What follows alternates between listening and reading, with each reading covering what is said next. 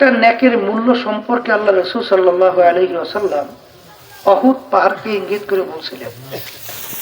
যারা মদিনা শরীফ গেছেন দেখছেন তো, মাইলকে মাইল লম্বা, বিরাট উঁচা উহুদ পাহাড়। ইঙ্গিত করে আল্লাহ রাসূল সাল্লাল্লাহু আলাইহি ওয়াসাল্লাম বলছিলেন, পুরা পাহাড়টা যদি স্মরণের হয়ে যায়, এর যত মূল্য হবে তুলনা ছাড়া একটা নেকির মূল্য অনেক বেশি। একটা নেকির প্রয়োজন সম্পর্কে আল্লাহ রাব্বুল আলামিন কোরআনুল কারীমের ভিতরে বলছেন একটা নেকির কি গুরুত্ব, কি মূল্য, কি দরকার।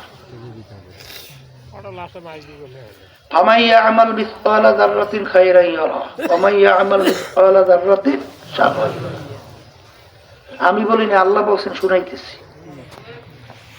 যারা পরিমাণ তোমার নেক থাকবে ফল ভোগ করতে পারবে, যারা পরিমাণ যদি গুনাহও থাকে তার ফলও তোমার ভোগ করা লাগবে।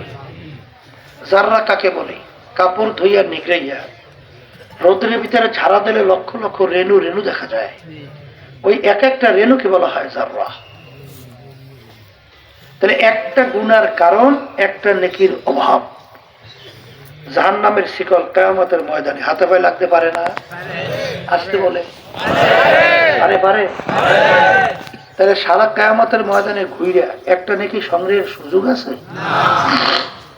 পারা যায়? কারণ কিয়ামতের ময়দান অবস্থার এমন কঠিন হবে।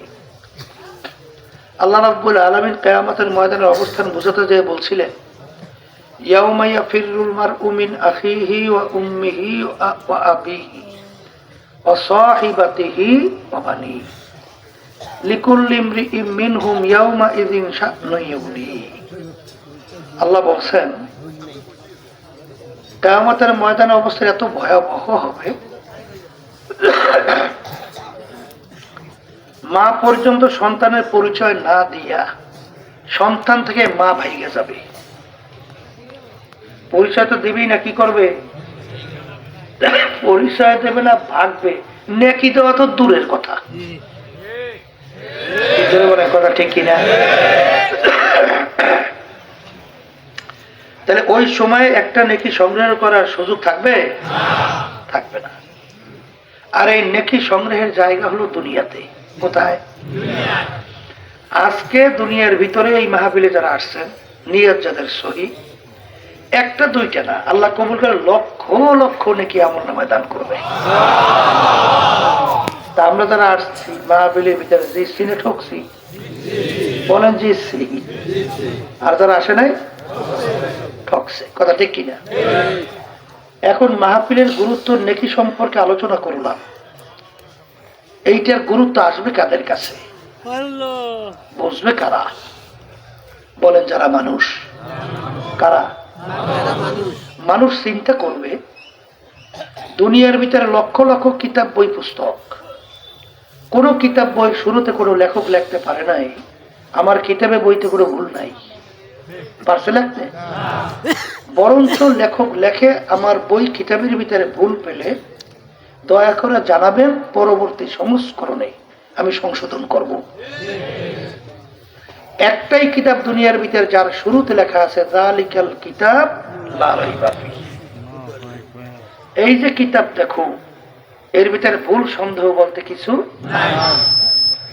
আমি আমার ভাইদেরকে বলবো, প্রায় 1500 বছর হয়ে গেল কোরআনুল কারীম নাযিল হয়েছে। আরবের কাফেররা আরবি ভাষী ছিল, তারা আরবি বুঝতো না? আর কোরআনুল কারীমের ভাষা কি? আরবি। তাহলে তারা কোরআনুল কারীম বুঝতো, ঠিক কিনা? তাহলে তারা কি কোরআনুল কারীম যে ভুল বের করতে পারছিল? পারে নাই। এই 1500 বছরের মধ্যে বহুত ইসলামের শত্রু দুনিয়া থেকে বিদায় নিয়ে কবরে যায় নাই? বহুত বৈজ্ঞানিক বিভিন্ন আবিষ্কার করে নাই? তারা কি কোরআনুল কারীম যে ভুল বের করতে পারছে? আচ্ছা, তারাও পারে নাই। বর্তমানে বৈজ্ঞানিক দার্শনিক বহু অনেক বড় বড় পান্ডিত আছে না নাই? তারা কি ভুল বের করতে পারছে? কোরআনুল কারীমে এখনো চ্যালেঞ্জের আয়াত আছে না? না নাই? তাহলে একটা ভুল যদি কেউ বের করতে পারে তাহলে আমাদের কথা থাকবে? কথা বলেন না কেন? মুসলমানরা আর বুক ফুলে গলা টান করে দুনিয়ায় বাঁচতে পারবে? কিন্তু আসমান থেকেও পারছে বরঞ্চ যারাই কোরআনুল কারীম নিয়ে রিসার্চ করে তারাই কালিমা পড়ে মুসলমান হয়ে যায়।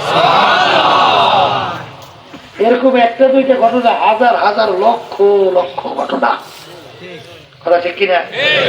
প্রায় উদাহরণ দিয়ে বলি, আমাদের পাশের রাষ্ট্র ভারত, শিব শক্তি মহারাজ অনেকগুলো ভাষায় তার ডক্টরেট ডিগ্রি, 12 ভাষার উপরে পাণ্ডিত্য অর্জন করছে।